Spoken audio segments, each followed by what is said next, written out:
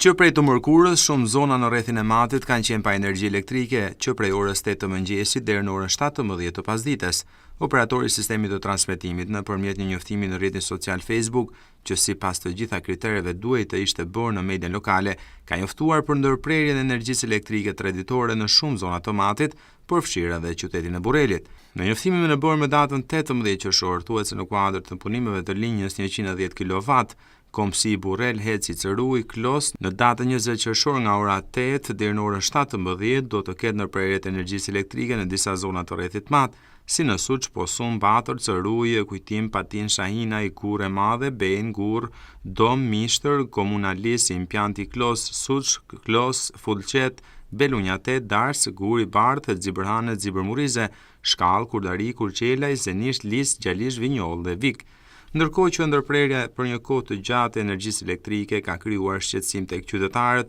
dhe në veçanti tek biznesi për shkak të nevojës së rrymës për të ruajtur produktet në frigorifer. Ata kërkojnë që ndërprerja të mos bëhet me orare kaq të zgjatura, por në kohë më të reduktuar.